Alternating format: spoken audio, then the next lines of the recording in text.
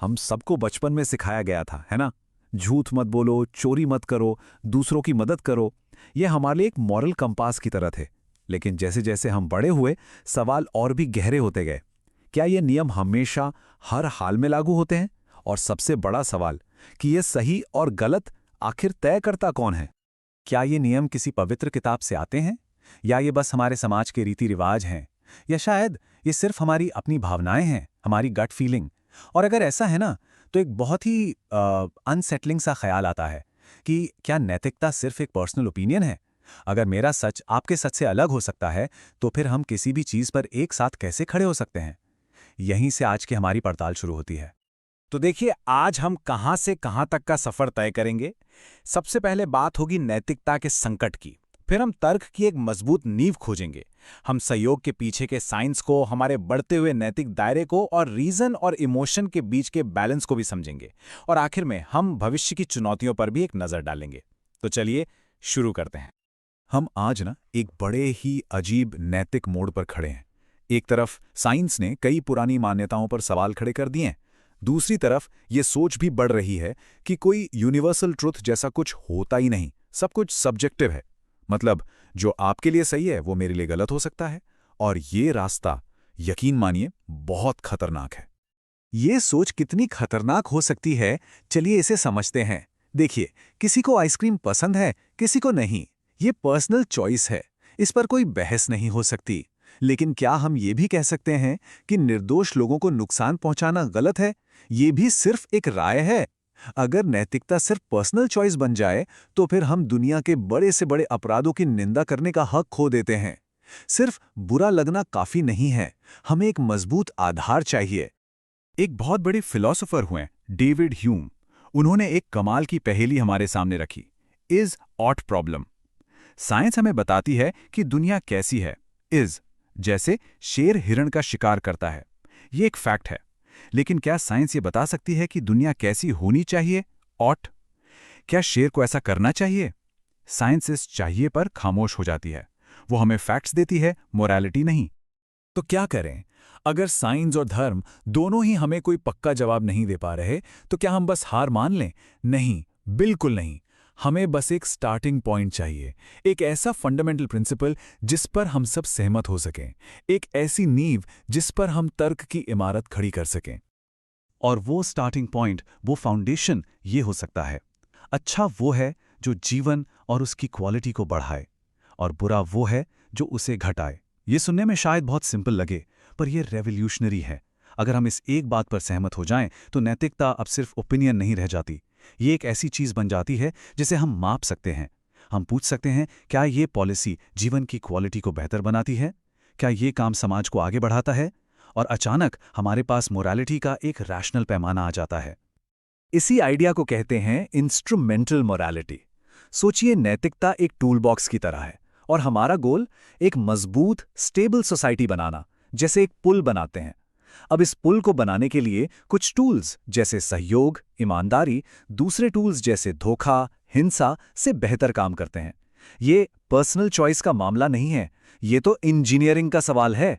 कुछ नियम बस ज्यादा अच्छे से काम करते हैं। तो नैतिकता कोई जादू टोना नहीं है, ये एक तरह की सोशल फिजिक्स है। चोरी मत करो या झूठ मत बोलो जैसे नियम सिर्फ पुराने उपदेश नहीं है। ये समाज के लिए वो सॉफ्टवेयर कोड हैं जो सिस्टम को क्रैश होने से बचाते हैं। इन नियमों को तोड़ने से समाज में दरारें आने लगती हैं, बिल्कुल वैसे ही जैसे ग्रेविटी के नियम को तोड़ने का नतीजा होता है। अक्सर एक बात कही जाती है कि एवोल्यूशन का मतलब है सर्वाइवल ऑफ द फिटेस्ट, एकदम क्रूर, स्वार्थी लड़ाई। पर यह सच कहूं तो आधा सच है। साइंस हमें दिखाती है कि इंसानों की सबसे बड़ी ताकत कंपटीशन नहीं, बल्कि कोऑपरेशन रही है। अच्छा होना सिर्फ एक अच्छी फीलिंग नहीं है, ये हमारे स्पीशीज के सर्वाइवल की सबसे बड़ी स्ट्रैटेजी है। और इसका सबूत वो हमें मिलता है गेम थ्योरी में।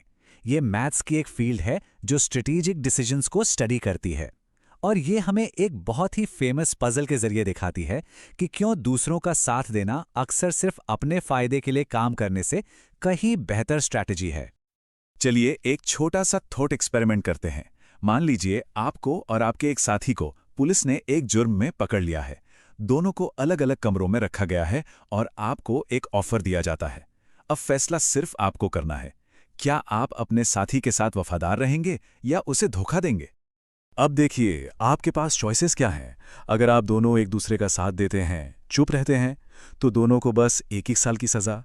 अगर आप अपने दोस्त को धोखा देते हैं और वो चुप रहता है, तो आप तो आज़ाद हो जाएंगे। लेकिन अगर आप दोनों ने एक दूसरे को धोखा दे दिया, तो दोनों को 5-5 साल की सजा होगी। तो स्वार्थ आपको आज़ाद तो करा सकता है, पर इसमें रिस्क बहुत बड़ा है। लेकिन असली कहानी अब शुरू होती है। अगर ये खेल सिर्फ एक बार नहीं बल्कि बार बार खेला जाए, जैसा कि असल जिंदगी में होता है, तो सबसे सक्सेसफुल स्ट्रैटेजी धोखा देना नहीं बल्कि कोऑपरेशन है। ट्रस्ट बनाना लॉन्ग टर्म में धोखे से कहीं ज्यादा फायदेमंद साबित होता है।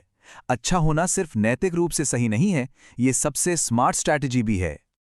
तो अगर सहयोग करना ही सबसे लॉजिकल है, तो फिर हमारी दुनिया में इतना झगड़ा, इतनी नफरत क्यों है?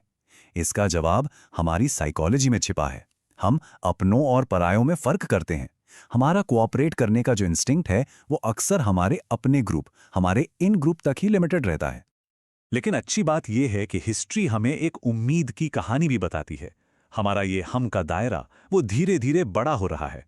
पहले हम सिर्फ अपने कबीले की सोचते थे, फिर शहर की, फिर देश की, और अब हम ग्लोबल ह्यूमन राइट्स की बात करते हैं। हमारा नैतिक दायरा फैल रहा है, और इसके पीछे का इंजन है तर्क, जो हमें यह समझने में मदद करता है कि दूसरों में और हम में कोई फर्क नहीं है। तो सवाल यह है कि हम ऐसे नियम कैसे बनाएं जो सबके लिए फेयर हों। इसके लिए फिलोसोफर जॉन रॉल्स ने एक कमाल का थॉट एक्सपेरिमेंट दिया, द वेल ऑफ इग्नोरेंस, यानी अज्ञानता का पर्दा।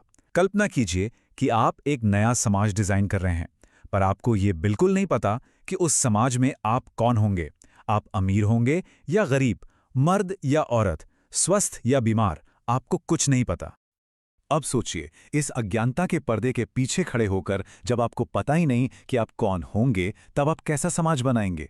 जाहिर है, आप एक ऐसा समाज बनाएंगे जो सबसे कमजोर इंसान की भी हिफाजत करे। क्यों? क्योंकि हो सकता है कि वो कमजोर इंसान आप ही हों।